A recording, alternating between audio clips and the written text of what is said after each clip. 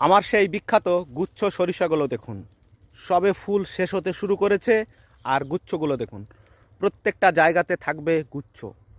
এই দেখুন প্রত্যেকটা গাছ, আমি আপনাদের একটা গাছ দেখাবো না, প্রত্যেকটা গাছ ঘুরে ঘুরে দেখাবো যে ঠিক কীভাবে এই গাছগুলোতে গুচ্ছ গুচ্ছ সরিষা ধরেছে।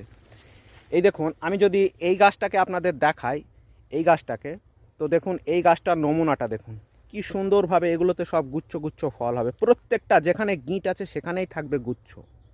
দেখুন কত সুন্দর গাছ। দেখুন চলুন আমি একটু লাইনে যাই আর আপনাদের প্রত্যেকটা গাছ দেখাতে দেখাতে যাই। এই দেখুন সব এগুলো সব গুচ্ছ। এই দেখুন এগুলো প্রত্যেকটা সব গুচ্ছ হবে। এই দেখুন ধরনটা দেখুন, এই দেখুন ধরন দেখুন, সরিষা কাকে বলে ধরন দেখুন। তো প্রত্যেকটা গাছ আমি দেখাবো। এই দেখুন এখানে দেখুন গুচ্ছ, প্রত্যেকটা গুচ্ছ। এই দেখুন সব গুচ্ছ গুচ্ছ হয়ে ধরে আছে। এই দেখুন সব গুচ্ছ।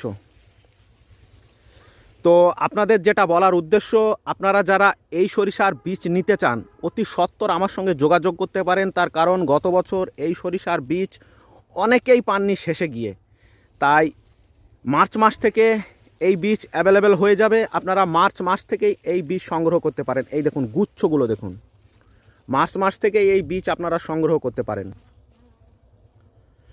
আমি স্ক্রিনে আমার নাম্বার দিয়ে দেবো, আপনারা নাম্বারে হোয়াটসঅ্যাপ করুন, কল করুন। আমি লাইন পদ্ধতিতে লাগিয়েছি, আপনারাও লাইন পদ্ধতিতে লাগাবেন। তো লাইন পদ্ধতিতে লাগানোর সুবিধা একটাই, এই দেখুন আমি জমির ভিতর দিয়ে হেঁটে যাচ্ছি, কিন্তু আমার কোনো অসুবিধা হচ্ছে না, কোনো গাছ কিছু বুঝতেই পারছে না। তো এই হচ্ছে লাইন পদ্ধতি দিয়ে সুবিধা। আর প্রত্যেকটা গাছ থাকে সমান দূরত্বে, সেক্ষেত্রে গাছের গ্রোথ থাকে ভালো। এই দেখুন, এই দেখুন গাছগুলো দেখুন আর গোছাগুলো দেখুন, এখন সবে ফুল শেষ হতে শুরু করেছে। আপনাদের A to Z তথ্য দিতে দিতে যাব এই সরিষার। গত বছর যারা নিয়েছিলেন তারা এবছর ভালো রেজাল্ট পেয়েছিলেন, অনেকের মুখ থেকে আমি শুনতে পেয়েছি বা আমাকে ফোন করে জানান। এই দেখুন কত সুন্দর গুচ্ছগুলো দেখুন।